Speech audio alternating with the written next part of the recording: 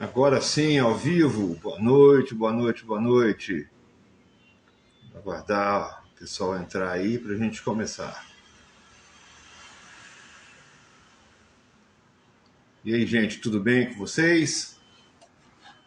Estava aguardando essa live até com uma certa ansiedade, que hoje nós vamos receber um convidado muito especial, uma pessoa muito bacana, um advogado brilhante.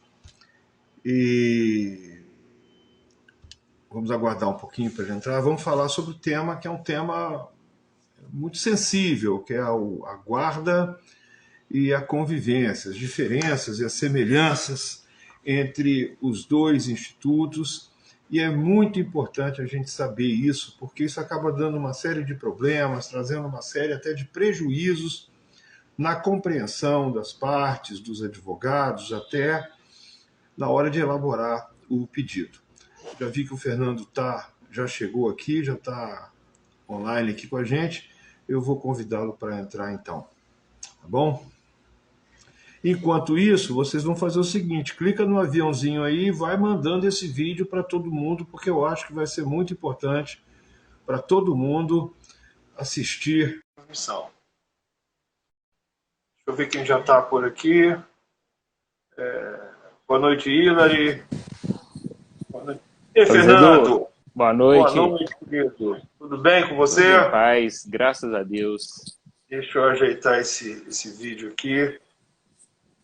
Aí, maravilha.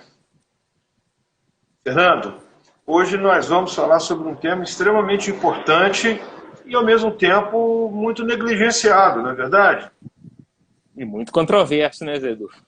Tem opinião para todos os gostos.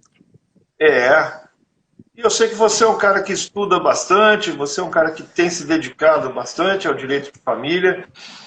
E por essa razão do convite, fora a empatia, fora a admiração, fora o respeito, eu tenho certeza que você tem muito a nos oferecer. A caixinha de perguntas está aberta aí, espero que o pessoal te encha de perguntas, porque eu vou ficar aqui também como espectador, né?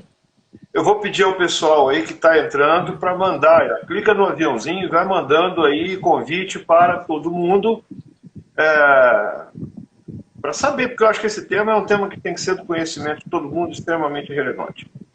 Vamos começar, Fernando. Antes eu queria que você me dissesse o seguinte: quem é o Fernando Sauser? Zé Edu, eu sou advogado, familiarista, só atuo na área de família na minha advocacia privada, também sou procurador do Estado de Minas Gerais aqui, que aqui é autorizado a gente exercer advocacia privada também, e sou um estudioso do direito, sou amigo do Zé Edu, amigo do meu ilustre Elton e de vários outros aqui que a gente tem para bater esse papo aqui, pensando sempre fora da caixa um pouquinho para abrir a mente, porque se a gente ficar aqui também discutindo, batendo na mesma tecla que os outros também, o papo aqui é infrutífero, né? Então eu acho que a gente tem que abrir um pouco a mente aqui e, como todo lugar que eu vou, eu não estou aqui para impor o meu pensamento para ninguém, que eu estou para expor o meu pensamento, aprender com você, com o pessoal que está aqui através da DM, mandando mensagem, e a gente vai construindo o direito desse jeito, porque o direito não é estático, ele vai mudando, mudando, e essa questão de guarda, principalmente convivência, nos últimos 10 anos para cá, até de 2008, 2014, tiveram impactos, assim, muito relevantes no direito, que eu acho que foram de uma profundidade tão grande que até hoje eles não foram totalmente assimilados. Perfeito. Fernando, a gente vem de uma família que é exclusivamente matrimonializada, não é isso? Um ordenamento jurídico que determinava que só era família aquela que fosse constituída pelo casamento. E vem a Constituição de 1988 e modifica substancialmente essa situação. Você acha que isso trouxe algum tipo de impacto na convivência dos pais com os filhos, nessas questões de guarda? Como é que você avalia isso aí? Zé Edu, eu costumo brincar que a gente vive muito o tipo filme do Pinóquio, né? Antes da Constituição de 88, a criança era o boneco sem vida, que era o objeto, aí depois da Constituição o boneco ganhou vida. Mas eu acho que realmente só depois da guarda compartilhada mesmo que a gente pode falar que esse boneco virou gente, que teve seus direitos reconhecidos mesmo, com um delay de vários anos depois, que de 88 para cá. Mas o que você falou aí agora, que a família é muito matrimonializada, se a gente for pegar para ler o nosso Código Civil hoje, até porque a tramitação dele começou em data anterior à promulgação da Constituição... 75, para ser mais exato. O nosso Código, ele nasce em 2002, muito preconceituoso ainda. Porque se a gente pegar o capítulo da proteção à pessoa dos filhos, ele só trata das crianças e adolescentes frutos de uma união desfeita. Presume-se que na constância do casamento os filhos estão protegidos. E isso não é verdade. Isso daí em qualquer relacionamento, na constância do casamento, da união estável, de namoro, no divórcio, a situação dos filhos é a mesma e precisa de todo cuidado. Até tem uma pandemia que a gente está saindo dela agora, se Deus quiser, que foi comprovado que a maioria das violências que crianças e adolescentes sofreram foi dentro de casa. Então, a gente tem que acabar com isso, até porque a Constituição fala que a gente não pode ter mais preconceito de origem de filhos nascidos ou não da relação do casamento. Então, a gente tem que tratar todo mundo igual, porque hoje a discriminação ela continua até processualmente. Porque se eu sou solteiro e tenho um filho com uma pessoa, para mim tratar a questão de alimentos dela na justiça, eu posso tratar só alimentos. Se eu for casado e for divorciar, eu tenho que tratar alimentos, tenho que tratar guarda, eu tenho que fazer tudo, e eu não posso fazer isso extrajudicialmente. Então, já começa aí que continua certo preconceito. E também teve uma mudança também que a gente esquece também, que veio de 2010 para cá, de 2009 para cá, que foi a mudança do termo, né, que é muito significativo, do pátrio-poder para o poder familiar. O poder do pai vem para a família. Então, é muita mudança num curto espaço de tempo e não deu para ser assimilado ainda totalmente. E é uma coisa curiosa que a gente tem a Constituição em 88, preconizando igualdade, colocando a criança no centro do universo jurídico, no centro da proteção constitucional, botando a criança quase que numa situação de quase não, colocando a criança numa condição de hipervulnerável. Mas a primeira lei que a gente tem de guarda compartilhada só vem ao universo jurídico 20 anos depois, né? E assim mesmo com um detalhe muito interessante, que ela deixava ao critério do juiz definir aquilo que fosse melhor para a criança, né? E ora, se você tem uma cultura ainda totalmente matrimonializada, um código civil que coloca as coisas nesses termos, evidentemente que quando a gente fala... E outra coisa que é muito interessante, quando a gente fala de melhor condição para a criança ficar em melhores condições, nós estamos falando de uma época ainda que nós não tínhamos a emenda constitucional número 66 de 2010, que acabou com a culpa no casamento, né? Então, quem era melhor para a criança? Evidentemente, aquele que não tivesse culpa no casamento, né? E eu penso que fenômenos como da alienação parental, por exemplo, são consequência direta dessa busca de culpa. Porque você acaba tendo, para se divorciar, que colocar no outro uma série como é que a gente fala? Colocar o outro numa situação moral até bastante prejudicada, né? Você vê isso? Como é que você vê isso, Fernando? Isso daí, Zé, eu estava vendo um webinar uma vez da ASP, que era a Glícia e o Dr. Rolf Madalena. O Dr. Rolf, ele, sem papas na língua, ele falou, olha, depois da emenda 66 do divórcio, a culpa saiu da conjugalidade para a parentalidade. E é ali que fica a discussão, ali que fica o gozo de manter uma relação e vai por aí. Houve essa transferência. Por isso que o fenômeno da alienação parental, ele sempre existiu. Ele sempre existiu, foi uma coisa velada, nunca foi jogado às luzes. Mas ele ganhou, foi colocado lenha na fogueira depois da emenda do divórcio, que não tem mais direito à discussão, ele é culpado, ele é aquilo. Então passou tudo para a parentalidade. E as pessoas ainda têm a necessidade de discutir a culpa, né? Quer dizer, usar o processo como divã. Uhum.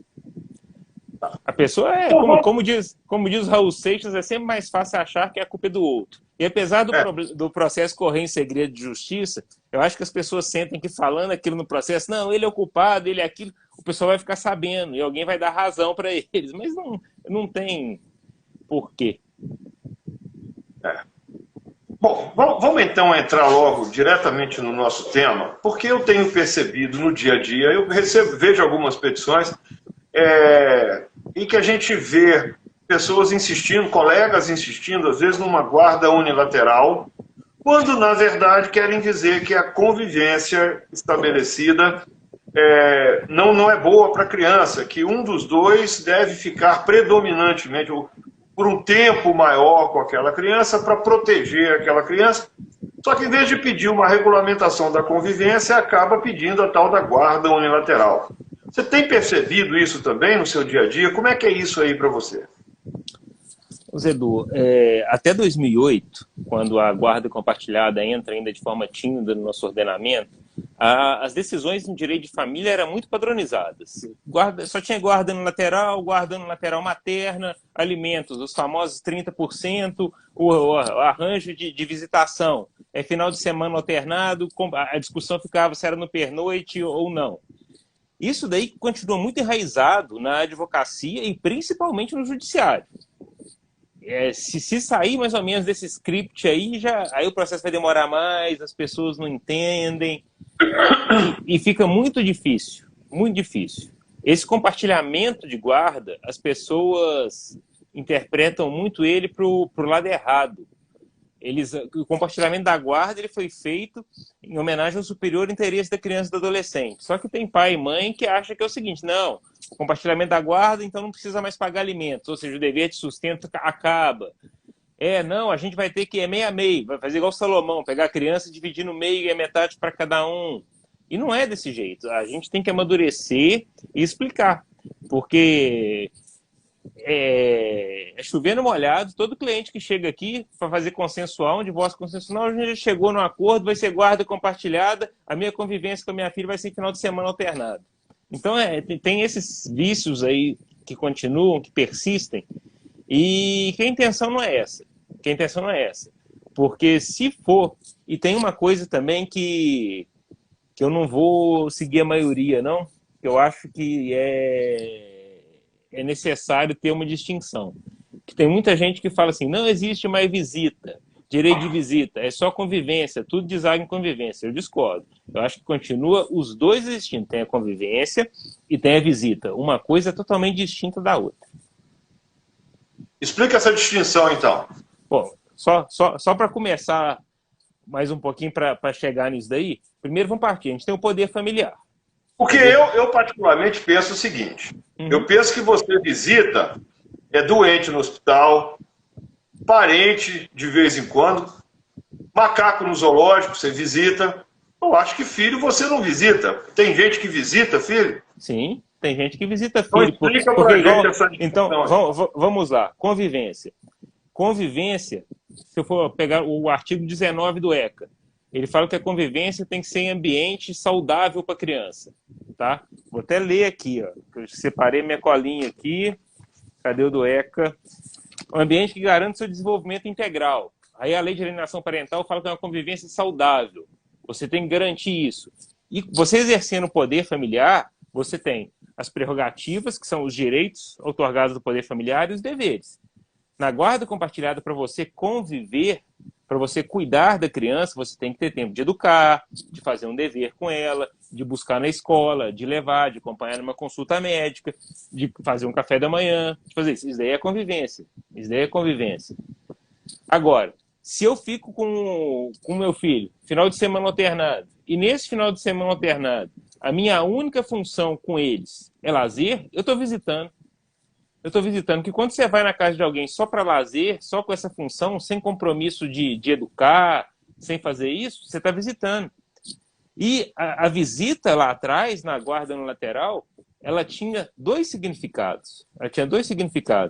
Um é o que você falou. O médico, quando vai visitar, ele não vai lá fazer uma interação social. Ele vai ver como é que a pessoa está, o que a pessoa está precisando. Então, a visita, fiscalização, visitação, vistoria. E esse dever continua, porque fala que quem está na guarda, quem tem a guarda unilateral, é obrigado a averiguar se as questões escolares, de sustento da criança, está tudo igual. Então, é visita. Aí a gente pode fazer um paralelo também com outro artigo do Código que fala convivência, que ele fala que um dos critérios para você caracterizar a união estável é uma convivência duradoura, pública, isso tudo. Agora, tem essa grande discussão hoje, é namoro ou é união estável? Se um casal se relaciona esporadicamente em finais de semana alternados, eles coabitam, isso não é união estável. Se durante a semana cada um cuida dos seus afazeres, durante essa semana eles só coabitam finais de semana alternados, isso é namoro, porque eles se visitam. Então, eu acho que a gente tem que ter isso daí, porque falar assim, não, eu quero conviver. A convivência, quando ela fala equilibrada no código, ele não quer dizer que é meio a meio, você pegar uma balança e equiparar. O equilibrada é que deu equilíbrio para ambas as partes, os pais envolvidos, as mães envolvidas, a educar os seus filhos, a passar para eles suas culturas, a conviver, a ter experiência, a interagir, fazer isso tudo. Perfeito, perfeito. Bom, aí agora a gente entra no seguinte, mas o que você está me colocando desse cuidado, e talvez esteja aí o grande problema, esses cuidados, essa responsabilidade na criação, isso não está relacionado à guarda? Porque veja bem, na minha opinião, o código a lei, de uma forma geral, faz uma confusão danada com esse termo guarda. Porque vinha usando o termo guarda naquele contexto lá de trás, em que o guardião era aquele onde a criança morava. Tem a lei de guarda compartilhada, nós continuamos usando o termo guarda e criamos um compartilhamento, mas ao mesmo tempo fazemos uma dissociação, pelo menos legal, da convivência ou da visitação. E aí vira uma confusão danada, porque ninguém mais sabe o que é a convivência, o que é a guarda. Tá? Pelo menos é como eu vejo. Talvez se a gente usasse, como é no direito americano, da custódia jurídica ou da custódia fática, talvez a gente conseguisse ser um pouco mais feliz para entender esses institutos. Mas aqui não, a gente usa guarda para tudo. E aí eu quero saber, você concorda que nós temos um problema aí na terminologia utilizada depois que começa a guarda unilateral, ou você pensa de forma diferente, a guarda compartilhada, ou você vê de forma diferente isso aí? Bom, eu acho que guarda é um termo que ele tem multissignificados. Ele tem multissignificados. Até 88, quando a criança e o adolescente não era considerado uma pessoa de direitos, um cidadão, o guarda era igual você pega uma roupa e guarda no guarda-roupa. Era objetivado mesmo. A guarda era isso. Tá? Depois de 88, guarda assume outro significado. É proteção, é cuidado. Isso daí a gente vê muito assim, que tem muitas pessoas que oram e falam assim, eu peço a Deus que me guarde, que Deus que me proteja. Então, é proteção. E a proteção da guarda está ligado a exercício do poder familiar. Que tem uma discussão que muita gente fala, que isso daí é ilógico demais para mim, que é o seguinte, fala assim, não existe diferença no exercício do poder familiar dentro da guarda compartilhada e de uma guarda unilateral. Existe. Não, lógico que existe, porque aí a gente vai no 1634, o 1634 ele começa falando o seguinte, pais e mães no pleno exercício do poder familiar. Aí você pega os incisos, quando ele está no pleno, um dos direitos, uma das prerrogativas que ele exerce é a guarda. Então, se a pessoa não exerce a guarda, ele já não está mais no pleno. Ela já foi desfalcada de parcela do poder familiar dela. Tá? E no poder familiar, nós temos duas vertentes. Porque também a culpa de não entender muito a questão da guarda é porque antigamente o poder familiar ele era olhado como um todo.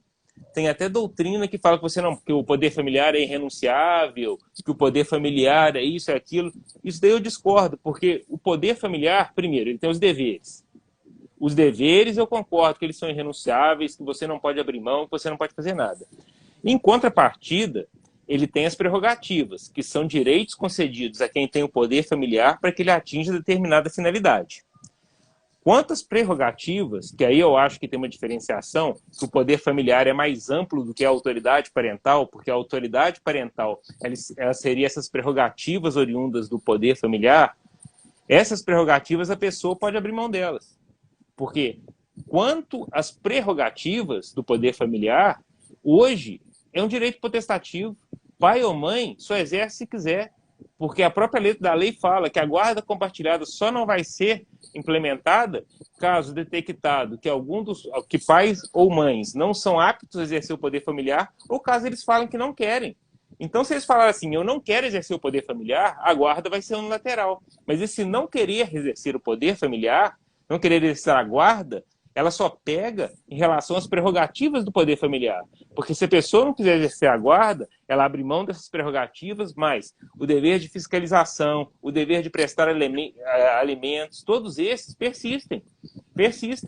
E a questão da convivência, eu acho que se a guarda é unilateral ou se ela é compartilhada, ela não influi na convivência. Você pode ter uma guarda unilateral, eu não vejo empecilho nenhum, em que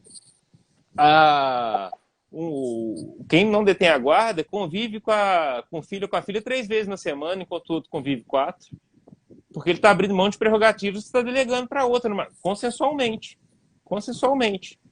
O problema é que esse equilibrado, quando fala que você tem uma guarda compartilhada, esse equilibrado, o pessoal acha que é da convivência. Não, mas o que equilibra na guarda compartilhada é o exercício do poder familiar. E depois de eu refletir muito, eu vou te falar ainda que eu acho que o legislador, na hora que ele foi batizar a guarda compartilhada, ele foi infeliz. Porque a gente compartilha Uber... É o meu pensamento. Porque a gente compartilha... É o meu pensamento. Porque a gente eu acho que a partir daí, que enquanto você estava sob o outro regime, que você só tinha aquela modalidade unilateral, ou a guarda ficava normalmente vindo dessa estrutura familiar que era culturalmente aceita como exclusiva num determinado momento. Então a gente pega do ordenamento jurídico anterior o termo, sai arrastando esse termo para o novo ordenamento, para mim já começa até aí. Né? O problema já começa aí, porque se você tem um novo ordenamento, um novo olhar sobre as crianças, você não tem que ficar carregando o termo que pode não significar aquilo que efetivamente é necessário que signifique naquele determinado momento. Então já começa a situação aí. O Código de 2002 é um grande remendo, né? O Rolf costuma falar que ele odeia o Código de 2002, né? E com razão, porque você pega um código que é montado na década de 70, aquilo que com aquele momento cultural, com aquela estrutura familiar, e de repente você faz uma emenda em 2002, antes da lei de guarda compartilhada, antes da lei de alienação parental, antes da gente ter uma compreensão das consequências que a própria Constituição de 88 traria para as famílias, e aí atravessa um código goela abaixo, mantendo divórcio, mantendo separação judicial, mantendo esse monte de coisa, mas com a necessidade de olhar para as crianças de forma diferente. Então já começa aí. Aí quando chega em 2008, que é uma outra grande oportunidade que se tinha de materializar aquele preceito constitucional, por exemplo, da igualdade de gênero, da igualdade conjugal, da igualdade parental, o que o legislador faz? Não faz absolutamente nada. Continua arrastando um termo que, se já era complicado para aquele momento, torna-se completamente inoperante a partir daí. E aí você não sabe mais o que é autoridade parental, o que é poder familiar, o que é guarda, o que é convivência e o que é nada, o que é proteção, o que é visita. E é isso que a gente está discutindo aqui. Né? A gente acaba tendo toda sorte de confusão terminológica por conta de uma legislação que resolveu o legislador preguiçoso, que não quis estudar um pouco para fazer uma lei que realmente emprestasse. E as palavras têm poder, né, Fernando? Não, Zedu, o problema é que o nosso código não é que dê impressão. É verdade, o nosso código foi uma coxa de retalhos. Porque, vamos lá, na constância do casamento, entre os deveres do casal, está lá sustento, guarda e educação dos filhos.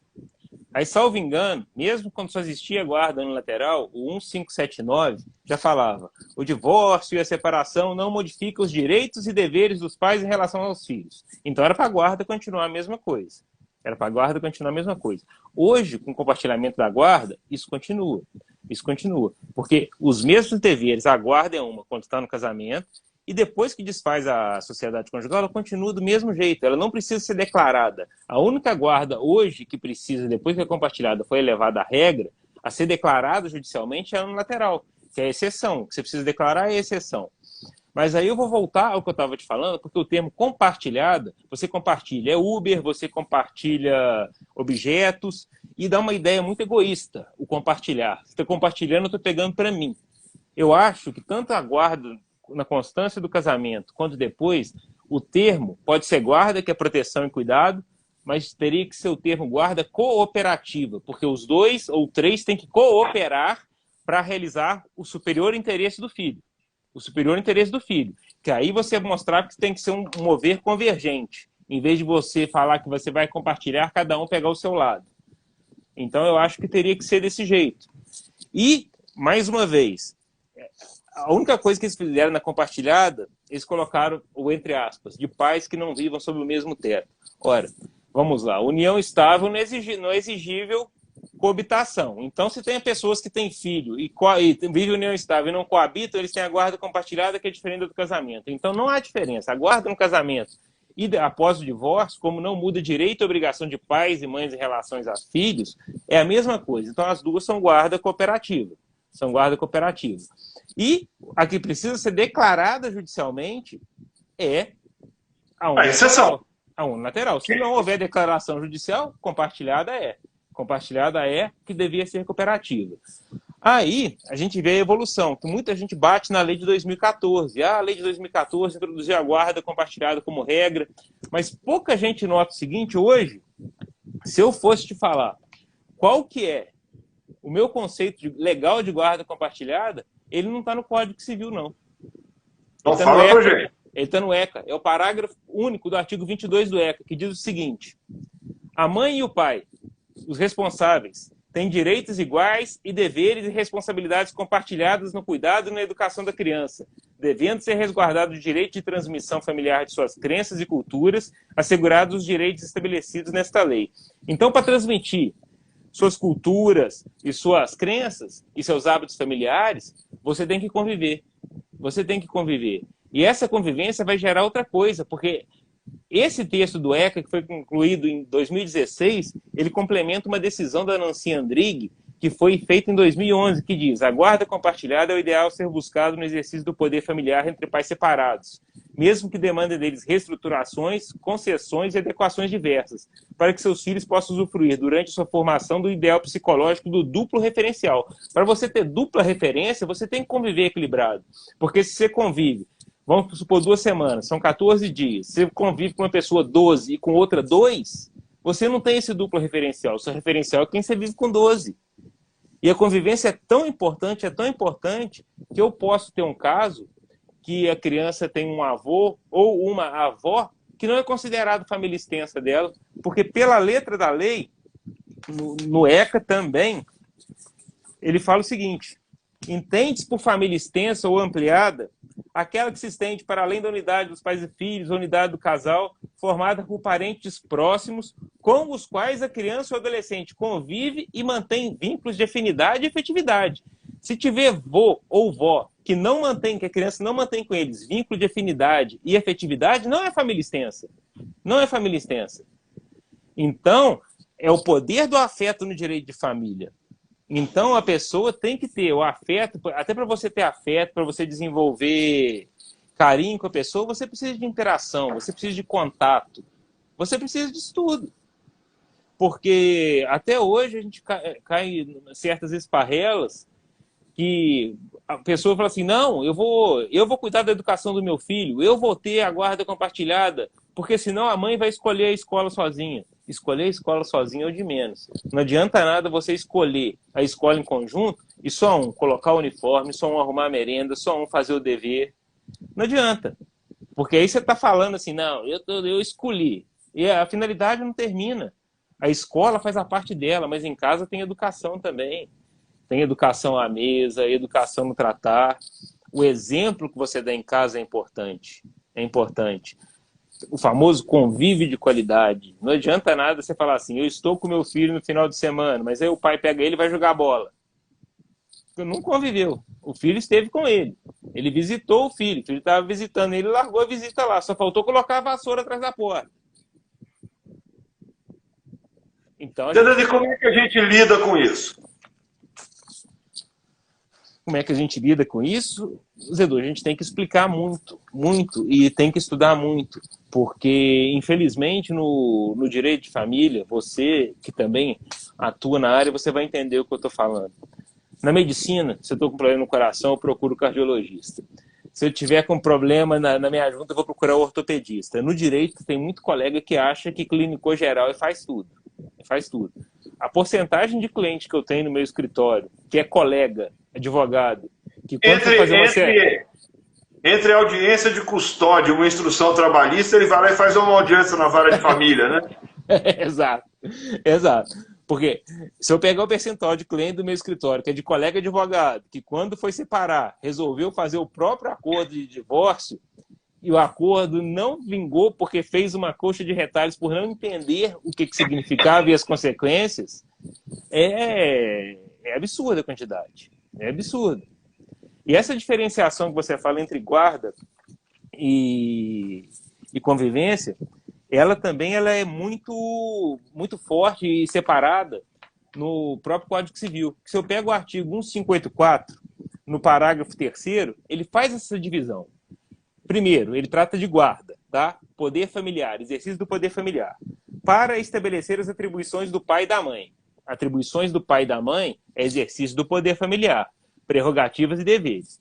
E depois ele fala, e os períodos de convivência. Então, ele já diferencia. Porque aí, se não tiver esse acordo, aí vai para a equipe multidisciplinar. Porque isso daí refoge do direito. Hoje, as equipes dos assistentes sociais, dos psicólogos, até de pediatras e psiquiatras, eles são essenciais. Porque essa questão de definir convivência, ela refoge ao direito. Então, se você tem que estudar isso daí, tem que dar ouvidos. Porque se tem outra coisa que foi definido no direito, é o seguinte, nós do direito, sejamos advogados, promotores, juízes, a gente não tem expertise para interrogar e ouvir criança. Não tem. Por isso que está o depoimento especial, e o depoimento especial é em caso de violência doméstica, em caso de alienação parental, em vários casos, porque, na verdade, nesses casos, a equipe multidisciplinar, os psicólogos, os assistentes sociais, as pessoas com especialização devidamente comprovada, eles não atuam como perito, eles atuam como intérprete. O juiz faz a pergunta e eles moldam para a criança. E quando a criança responde, eles têm todo um cuidado de olhar a linguagem corporal da criança, de ver isso tudo, como é que a criança está falando, a reação dela. Então a gente tem que ter essa humildade no direito e saber que cada caso é um caso, que não tem como encaixotar. Infelizmente, para quem for trabalhar com direito de família, já vá trabalhando sabendo que é trabalhoso. Se for litigioso, é trabalhoso. Só que ainda, para complicar mais ainda, o dia que você me chamou para a live, eu já estava encucado porque eu tinha feito um divórcio consensual aqui, que o casal veio me procurar. Eu fiquei até espantado, família feliz, eles continuaram tudo que estava no casamento, numa paz, estabeleceram tudo, a menina foi para o acordo, o Ministério Público não concordou. O Ministério Público não concordou, que ele falou que eu tinha que fixar a residência. Aí eu falei, esse fetiche judicial do fixar residência de criança compulsoriamente só existe no Brasil como sanção a ilícito civil, que você vai encontrar na lei de alienação parental, que é a fixação compulsória de residência. Se eu for pegar o 1583 do parágrafo 3º, ele fala que você tem que fixar a cidade base. Mas aí, de tanto procurar, eu achei onde é que está, ó. A lei que fala que é para você fixar a residência. Eu tive que ir para outro país para achar. O pessoal está usando o Código Português. Que aí você pega o artigo 1906 do Código Português e fala assim, o tribunal determinará a residência do filho. Só que no Brasil não tem isso. Se a guarda é compartilhada, se os deveres são compartilhados, uma criança de 1 ano de idade, se ela vive com o pai e com a mãe, por que vai ter que fixar a residência? A criança não vai entender. A criança ela só vai entender o que é residência, o que é fixação de domicílio, quiçá depois dos 12. Depois dos 12. E aquele artigo que eu li, que eu falei que o parágrafo único do artigo 22, que fala que aquilo ali é a guarda compartilhada, na minha visão, ele desmistifica outra coisa. Porque aquilo ali tem a doutrina que as minhas amigas psicólogas falam muito, que ainda vigora, infelizmente, no Brasil, que é a doutrina da tenridade, que a criança, quando é muito nova, ela só pode ficar sob os cuidados da mãe, etc, etc, etc. Mas quem introduziu o parágrafo único do 22 foi o marco legal da primeira infância, deixando claro que a convivência familiar é de extrema importância, é na primeira infância, porque é lá que a criança cria os vínculos. Então não adianta esperar, ficar com desculpa, tem que esperar a amamentação, não tem como. E eu fiz um curso do CNJ que falava exatamente da primeira infância, que o curso teve um artigo, depois eu até te mando ele, que é sensacional, que ele fala o seguinte: a mãe, por ela gestar, por ela carregar a mãe biológica, por ela gestar a criança, o vínculo dela com a criança é criado. É criado. O do pai tem que deixar criar, porque senão não cria. Porque igual fica o CNJ com esse mutirão dele lindo, o direito de ter pai. Só que o direito de ter pai, ele traz o direito de deixar ser pai. Porque se você colocar só um nome numa certidão de nascimento de uma criança, você não resolve. Porque se ela não tiver a convivência com esse pai, vai ser do mesmo jeito. Agora, vendo Big Brother outro dia, tem uma... Às vezes até piora, né? Não, piora.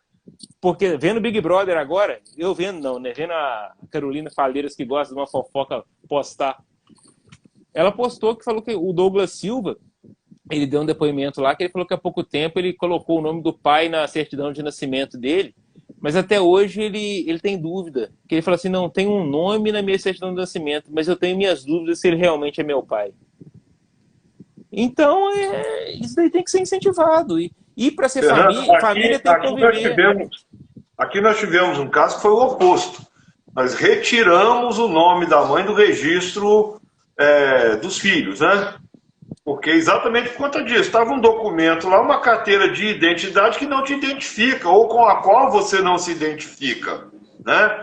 Então, de pouco vale você colocar um nome escrito num documento se esse nome não representa a sua realidade, né? Se ele não diz quem você é,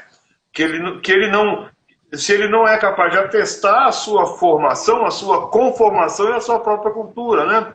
Então essa coisa feita meio que amarretada aí, eu confesso para você que eu também não gosto, não. Acho que isso é a partir... A gente tem o afeto como um norte para esse tipo de relação, como um guia, né? Para onde que o afeto está apontando, como que ele se forma, quais são os impactos que ele tem na formação daquela relação. Se ele não existe, como que eu posso falar que existe uma relação, né? Não, uma relação parental, então, é mais pesado ainda. Exatamente. Até outro dia, em conversa com a Bruna Barbieri, a Bruna ela está propensa a escrever um artigo que ela já esboçou e que ela estava falando que é do divórcio parental. Que nessa linha, se hoje a relação de afeto ela te permite você reconhecer uma paternidade, uma maternidade socioafetiva, essa ausência permite você desconstituir uma biológica. Até o João de Figueiredo falou sobre isso. Tem um texto dele, acho que na Conjura, ele fala alguma coisa sobre desfiliação. Sim. Né? E que é bastante interessante essa perspectiva, e com a qual eu concordo. Até que eu te dei um exemplo aqui de um caso típico de desfiliação, talvez na época deu uma repercussão muito grande, talvez ter sido um dos primeiros ou o primeiro. Depois, se você quiser, eu posso até te mandar o material. Mas a verdade é essa, né? Que se você não tem uma relação sustentando a criação daquela filiação, você também tem que ter o suporte para a desfiliação. Não te identifica de nada o quê? Por outro lado, também tem a questão da própria identidade genética, né? Que você tem que ter. Mas essa questão de identidade genética, desde 1979, que o seu conterrâneo já mostrou para a gente, naquele texto profético dele, o cuidado que a gente precisa ter com isso, não é verdade? O João Batista Vilela, ele deixa todo mundo atordoado no momento que ninguém estava nem entendendo o que ele estava escrevendo. E hoje, em 2022, de vez em quando a gente tem que pegar aquele texto dele, né, a desbiologização da paternidade, e reler, até para fazer o caminho inverso. Até para entender que pai e mãe não é simplesmente um nome datilografado num documento. Exatamente. Mas é um lugar que pode ser ocupado ou não. Não é isso? Não, Zedu, essa questão de laços de afeto, há pouco tempo aconteceu uma situação que eu vivi aqui, foi dentro da minha casa. A minha esposa perdeu a mãe muito cedo, quando ela tinha 10 anos de idade. Meu sogro casou de novo. A minha menina novinha, desde quando ela nasceu, a esposa do meu sogro é a avó dela. É a avó Rose para cá, a avó Rose para lá. Eu entrei com uma ação, eu reconheci a sociedade avoenga. Só dela, primeiro grau, avó e neta. Mas hoje, ela pode chamar de vó, que está na certidão de nascimento dela. Está na certidão de nascimento dela. Agora, se as duas forem viajar, eu não preciso mais fazer autorização judicial, eu não preciso pegar autorização, ela já pode ir. Então, é isso que é a associatividade. É o cuidado. Porque o que você falou do termo guarda, o termo guarda, ele podia ser substituído pelos sinônimos, que é proteção e cuidado. Até num artigo, eu escrevi que a guarda a gente tinha que ver, a guarda cooperativa compartilhada, como se fosse airbag. A guarda lateral é um airbag só. A guarda compartilhada seriam 2, que aumentava a proteção da criança. Porque é muito fácil chegar clientes no seu escritório, no escritório dos colegas que estão aqui, e falar assim, eu quero a guarda do meu filho. É muito difícil você falar assim, eu quero cuidar do meu filho, eu quero conviver. A guarda continua nesse sentido de posse, de troféu, porque acha que se for unilateral, vai tomar prejuízo, como é que vai ser encarado pela sociedade. Então, é muito difícil isso. É muito difícil isso. E hoje Fernando, eu tenho visto o contrário também. Eu tenho visto, até com uma certa frequência, alguns pais que não são necessariamente bons maridos e aí acaba resultando no divórcio, ótimo, beleza. E alguns pais também que só entendem um pouco de paternidade depois do divórcio. Porque só nasce o pai depois que morre o marido. Eu tenho visto isso acontecer com uma certa frequência.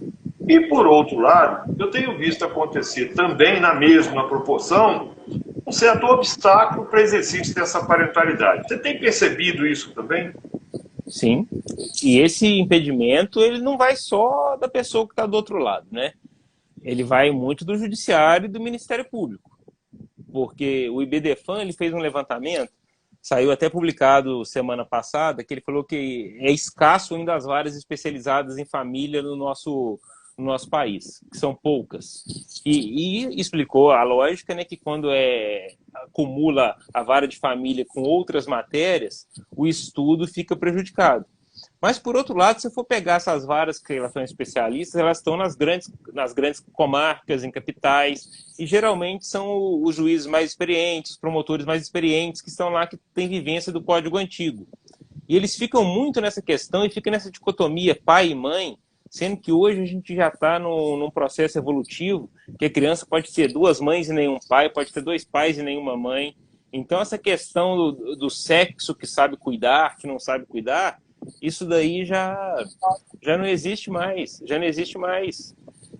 E quando o pai quer ser pai, eu ouvi uma juíza falar uma vez uma coisa assim, juíza mulher, que eu falei assim, nossa, se todas fossem assim, era melhor. Ela virou para a mãe na audiência, depois de ter feito o psicossocial, viu que não tinha nada que desabonasse o pai no exercício da paternidade, falou assim, minha senhora, ele está querendo ser pai. O que eu mais vejo aqui é gente querendo fugir da responsabilidade. Então, o seu filho é um privilegiado. Deixa ele conviver. Então, esse medo... Parece que as pessoas acham que se a pessoa conviver com o outro vai gostar menos. Que ela fica falando assim, não, você está gostando mais do outro, sendo que o gostar é diferente. O gostar, a relação com mãe é uma, a relação com pai é outra. A relação com... Aí você pega E tem outra coisa também, né? Amor é igual buraco, né? Quanto mais você cava, mais ele vai aparecer, maior fica, né?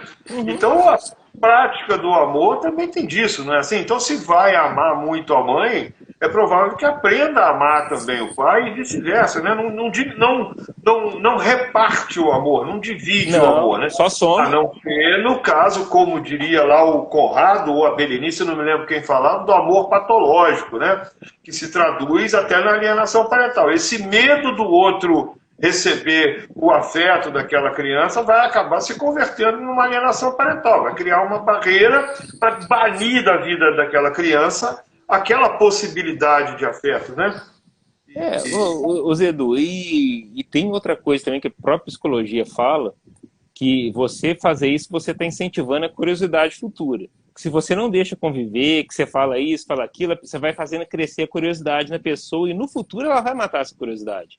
Eles falam que o ideal, se a pessoa, você fala assim, tem isso, ele não é bom pai, que não sei o quê, deixa a criança, deixa a adolescente ela mesma discernir isso, porque ela consegue discernir. E descobre, hein?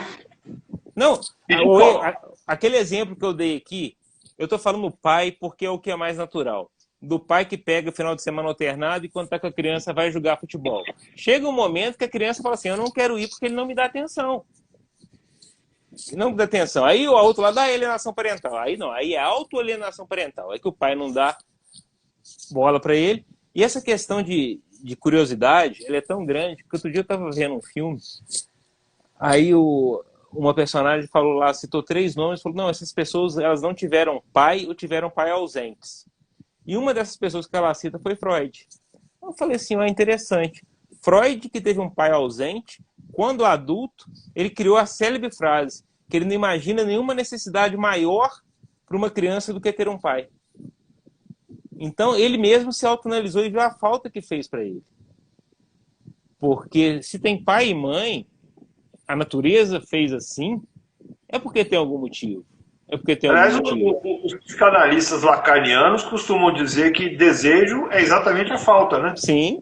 É a falta que faz surgir o desejo. Então, se falta alguma coisa, você vai querer exatamente aquilo ali. Uhum. Porque o que você já tem, você não precisa, né? Então, enfim.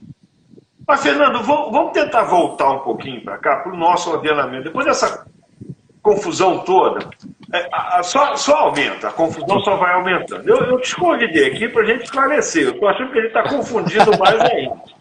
Me faça o favor. Mas vamos colocar o seguinte. Pelo que eu entendi até agora, nós temos um ordenamento jurídico que confunde poder familiar com guarda. É isso? Sim, sendo que a guarda é um dos atributos do poder familiar. O poder familiar contém a guarda está contida no poder familiar. As pessoas usam como sinônimos. Está errado. Eu não acho que a gente precisa reescrever esse... Não, eu acho que essa parte que a guarda é um atributo do poder familiar, no 1634, no inciso 2, isso aí está bem claro. Está bem claro. Ok. Está bem claro. Okay. Tá? Essa diferença de poder familiar e guarda. A questão... Mas o problema é que quando ele vai falar da guarda lá depois, ele acaba colocando a guarda como se fosse o próprio poder familiar e não como um de seus atributos. Sim, mas aí é que a gente interpreta errado. A gente interpreta errado. Isso que eu queria que você esclarecesse. O que a gente interpreta errado é o seguinte, é que a gente vê guarda só pelo lado bom. A pessoa acha que a guarda, o exercício do poder familiar, ele só tem o bônus. Ele só tem o bônus, que é você decidir escola, que você vai decidir médico, que você vai fazer isso tudo sozinho. Só que tem o ônus. O ônus é você pagar alimentos, o ônus é você fiscalizar, isso tudo você tem que fazer.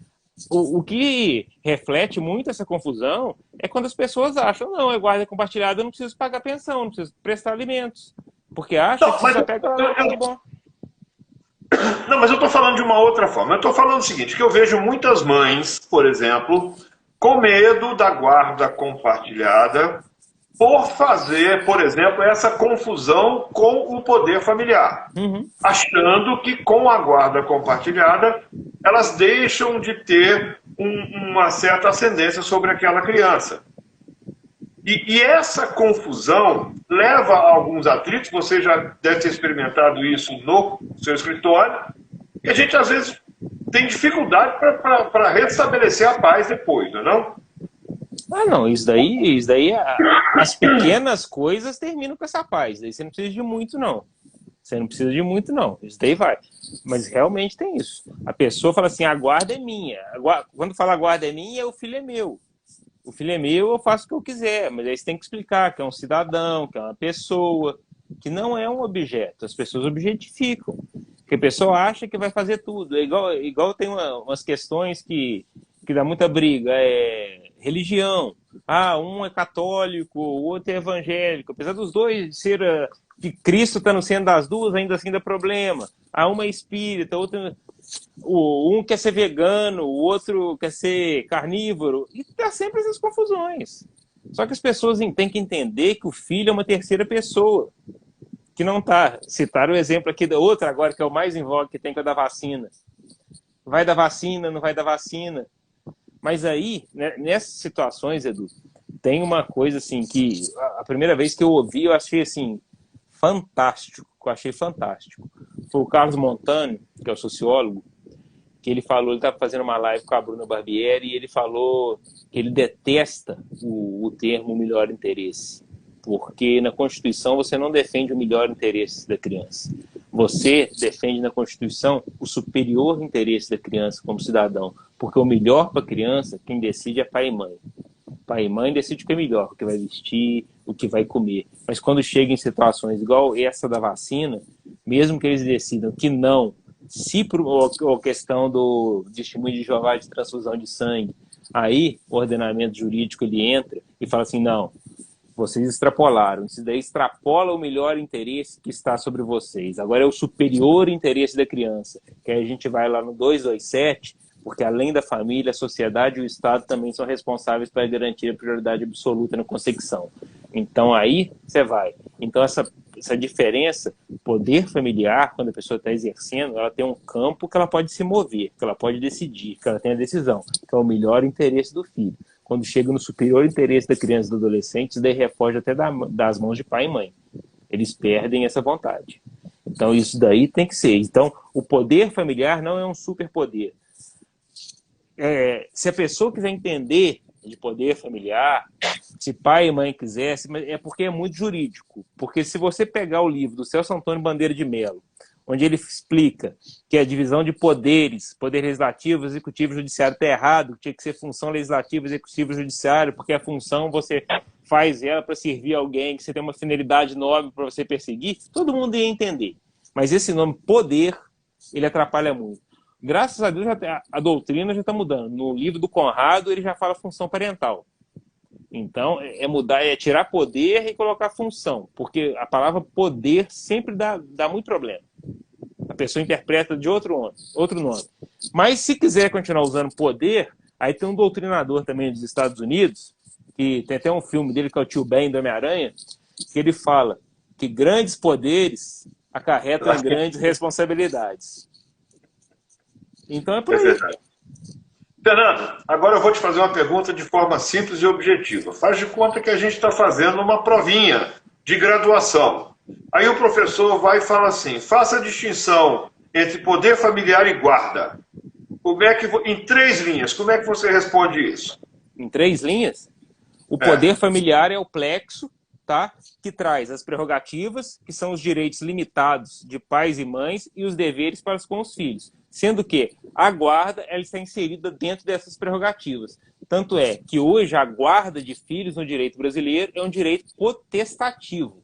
Se o pai ou a mãe não quiser exercer a guarda, basta ele comunicar ao juiz. Eu não quero. A lei autoriza isso.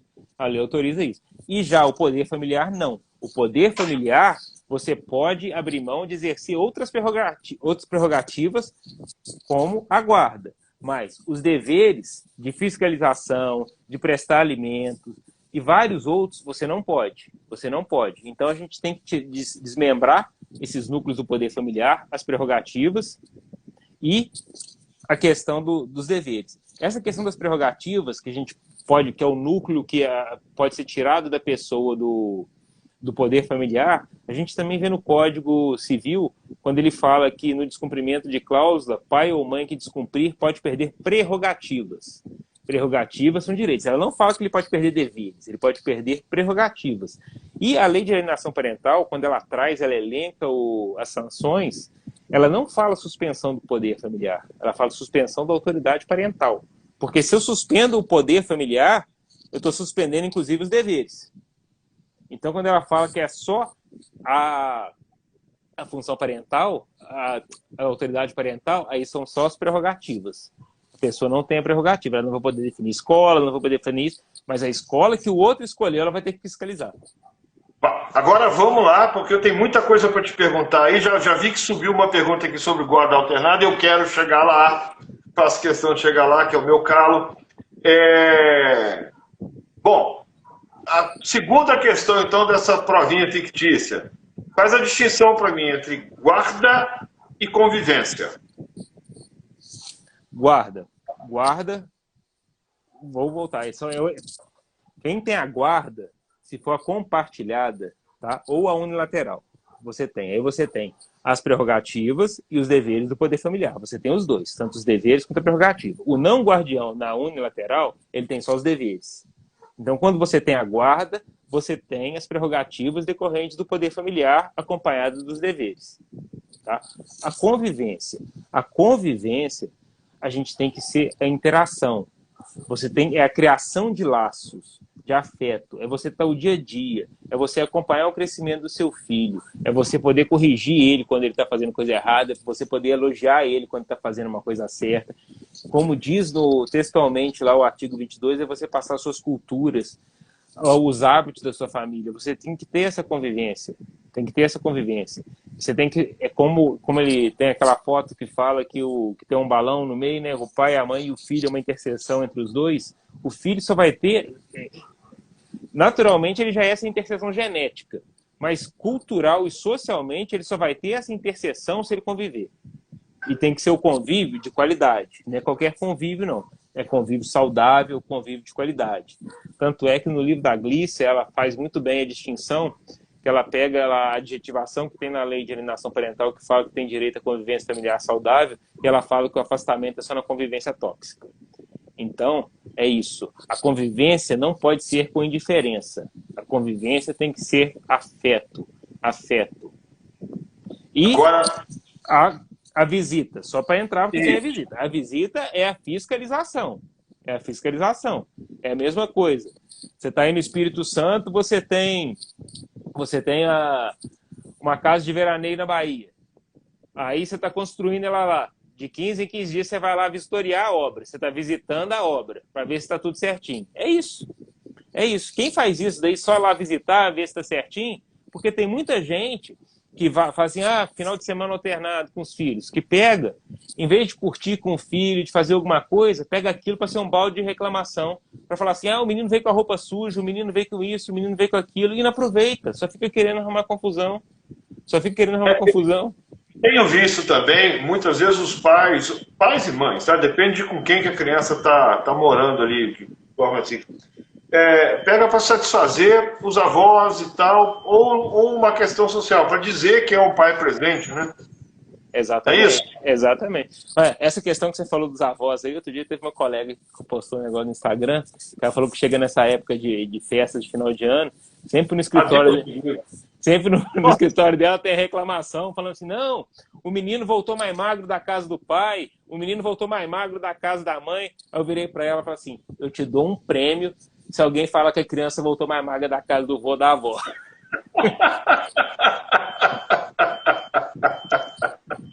Não tem como, né? Não tem como. Tá certo.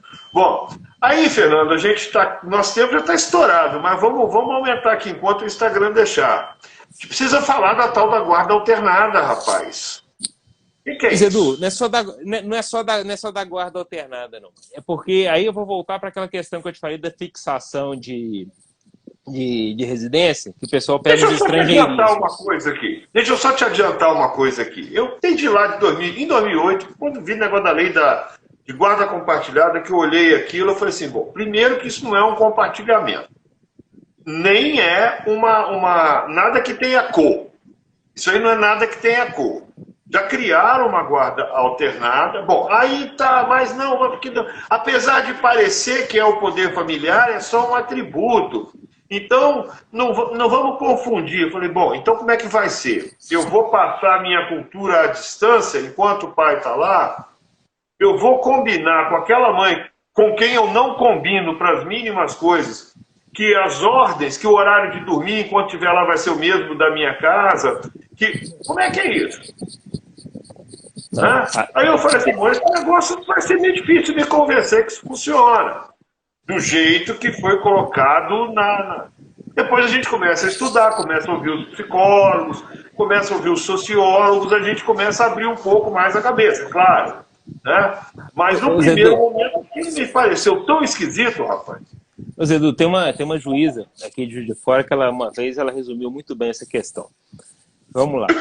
O compartilhamento do poder familiar, a gente compartilha o poder familiar. O que a gente tem que exercer equilibradamente é o poder familiar, não é a convivência. Isso daí já tem até anunciado da Jornada de Direito Civil, falando que a divisão equilibrada não é isso.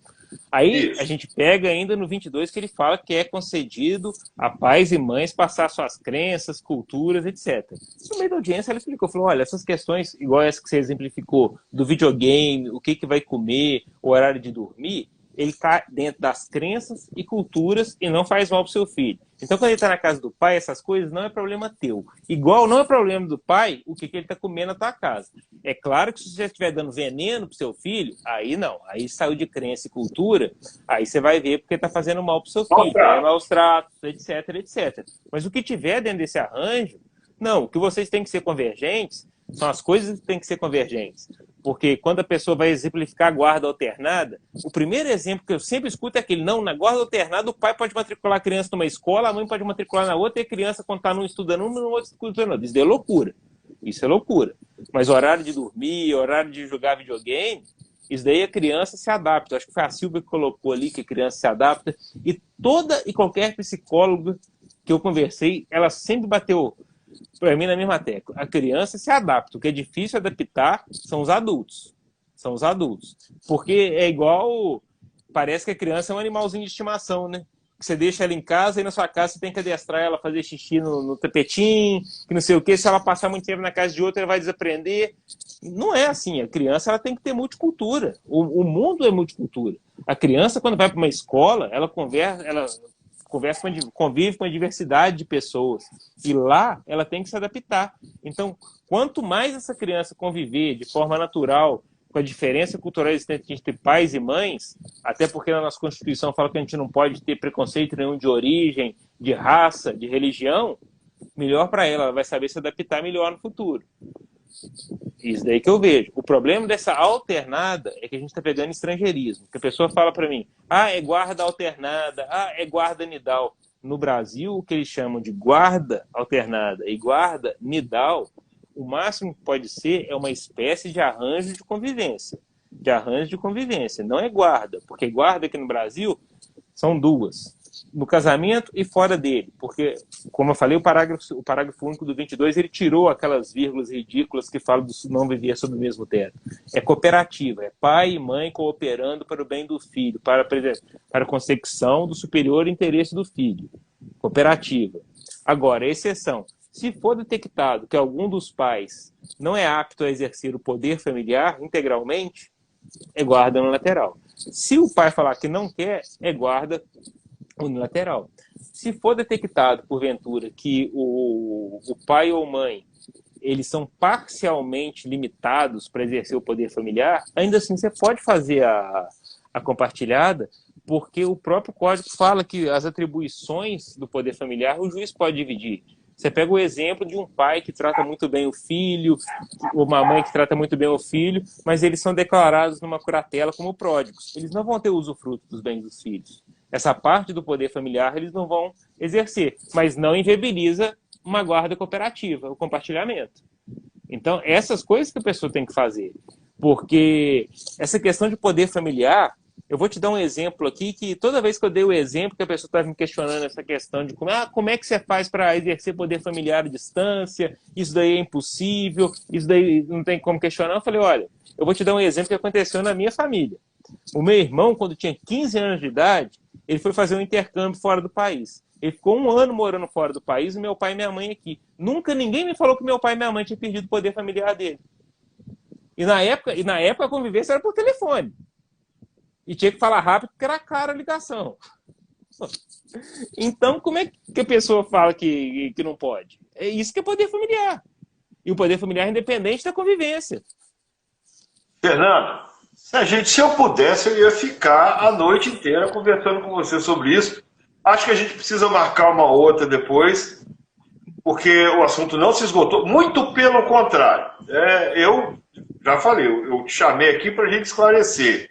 Eu confesso que estou com muito mais interrogações do que exclamações e tenho certeza de que todo mundo que está acompanhando a gente aqui também está assim, doido para sair daqui, pegar os livros e ver se é isso mesmo, como é que é isso, porque eu tenho certeza que despertou aí uma curiosidade imensa sobre tudo, e que bom que a gente está com mais dúvidas do que com certeza, né?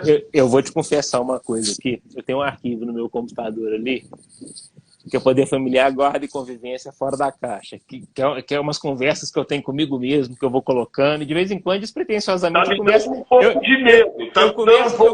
Eu começo a conversar com algumas pessoas, eu mudo, eu já rabisco, eu já coloco um monte de coisa ali, porque esse assunto, a alteração que é de 2008 foi muito tímida, que continuava, quem tiver melhores condições, é sempre a mãe, guarda compartilhada, era só se tivesse acordo. Depois de 2014, quando colocou a guarda compartilhada, ele falou assim, é regra, e só não vai ser colocada se tiver inaptidão e se o pai ou mãe não quiser. A jurisprudência tentou colocar, se não tiver diálogo, não vai ter, o STJ derrubou. Limitação geográfica, o STJ derrubou. Então, todos os empecilhos que foram tentados colocar, fora esses dois legais, aos poucos eles estão sendo derrubados, porque não se sustentam, porque não está para você argumentar. Ele não se sustenta, Então agora a gente tem que ir nessa evolução, a gente tem que mudar, é uma mudança assim, de 180 graus na mentalidade. E agora, se for pensar, foi em 2014, a guarda compartilhada virou regra. Coativa. A gente chama guarda compartilhada coativa. Eu discordo desse coativo, que para mim toda guarda compartilhada é protetiva, que fala que na falta de acordo, visando o melhor interesse do filho, vai ser aplicada compartilhada. Então é para proteger, não é para coagir. Aí, hoje, a gente não era para existir no Brasil nenhuma criança com idade inferior na primeira infância, que é até os 6 anos, sem ter guarda compartilhada. Já que é a regra. Mas tem juiz que dá exemplo, igual Ângela Gimenez. Doutora Ângela fala que chega uma petição inicial de acordo na vara dela, que está lá guarda no lateral, a primeira coisa que ela faz é arrumar audiência e falar assim, eu não vou definir isso daqui não. Vocês vêm me explicar pessoalmente aqui que eu quero saber por quê. Aí ela vai, explica que é compartilhada, porque também o próprio Código Civil, porque por estar no Código Civil e ser norma processual, as pessoas não vêm, fala que o juiz tem que explicar, tem que advertir, tem que fazer isso tudo. Só que audiência, juiz agora, principalmente em pandemia, nem virtual está querendo fazer. Então tem que explicar e tem que ser regra, porque fazendo essas regras, mas não pode ser a guarda cooperativa, a guarda compartilhada travesti, que é guarda compartilhada só no nome, mas é unilateral na real. Pais e mães precisam ter medo de guarda compartilhada? Não. Meu querido, quero te agradecer. Aí, Zedu, só respondendo essa pergunta, falar não, porque a guarda compartilhada, ela não altera direito e dever de ninguém. Os dois vão ter que continuar pagando pensão, porque apesar de, na realidade, apenas um pagar pensão, não vai. E aquele acordo que eu te falei que o Ministério Público não quis falar, que era para o juiz não homologar, ele tinha duas coisas. O primeiro é que ele queria que fixasse a residência e que os dois falaram que a criança ia ter dupla residência, conforme autorizado pelo 71, 72 do Código Civil. E a segunda é que, no acordo, pai e mãe falavam quanto que ela ia contribuir, quanto que eles iam pensionar a criança. O juiz falou que não, o Ministério falou que não, que é um só. Porque senão não tem como executar. Aí é mais caro, hein? Aí tem que ter aquela insalubridade nos honorários. Aí eu rebati a proposta do Ministério Público, falei para o juiz, o dever de homologar é seu. Porque o Ministério Público é opinativo, não é vinculativo. Ele nem manifestou. Da minha manifestação, ele abriu para o Ministério Público de novo. Ele não decidiu. Aí vai ficar nesse jogo de empurra. E a criança lá, né? Joguete, né? Não, a criança está bem. Zedu, a criança está ótima. Eles estão executando aquilo, né? Não, eles estão querendo que homologue um acordo de divórcio. que já existe, de um hábito que já é o deles. Já existe. E que não tem problema nenhum para a criança. Não, eles estão querendo prosseguir o que já existe. O Ministério Público está falando que não. Aí, uma das indagações que eu faço para o Ministério Público é só uma. Eu falei, olha, muito bem. Então, eu acho que para o Ministério Público não querer homologar esse acordo, ser contra essa homologação, ele, no mínimo, tem que me responder uma coisa. Caso ele estivesse passando na rua, ele visse essa família, ele ia entrar com a ação para falar que estava errado, ou ele só está falando que está errado porque eles pediram para homologar?